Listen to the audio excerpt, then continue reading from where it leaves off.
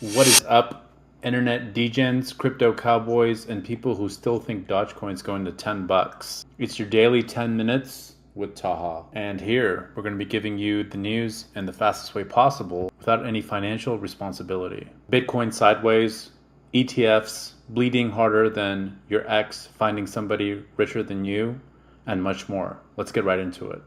So as we can see here, that Bitcoin is still ranging. It's about at 114, kind of like waiting for that one Uber that never shows up.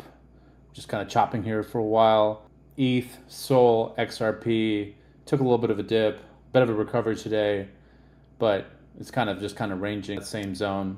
Fear and greed index still hovering here at neutral. It's kind of like emotional constipation, if you ask me. Next up, it's the ETF, and the ETFs are seeing nothing but outflows for the most part.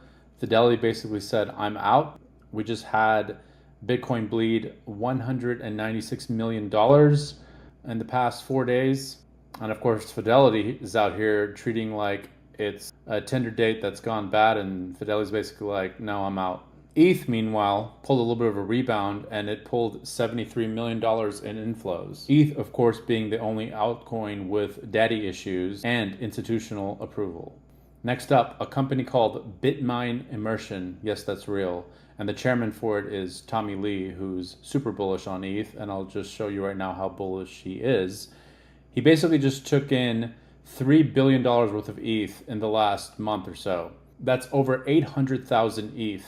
So that's like one ETH every day for every crypto influencer on Twitter who said, we're in early, but they're still living with their mom. But these about 24,000 ETH that they're buying per day is off the exchanges. So we're not seeing the pump come into ETH directly from this. But here's the kicker. They say they want to buy 5% of all the supply of ETH, which is absolutely insane.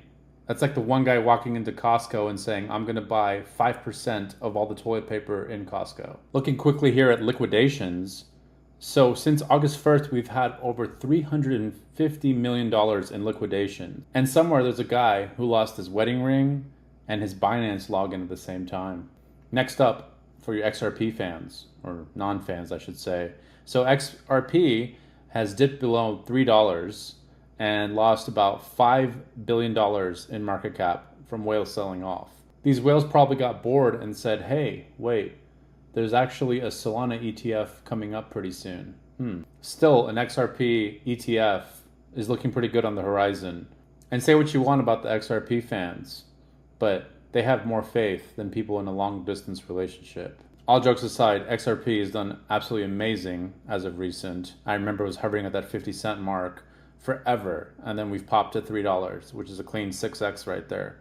So congratulations to all XRP holders. Next up, the Senate officially passes the Genius stablecoin bill, so it's a huge major win for the crypto industry. But part of this, there does need to be a one-to-one backing on stablecoins and also with regular audits. So that's like them saying, wait, we actually need real money behind this.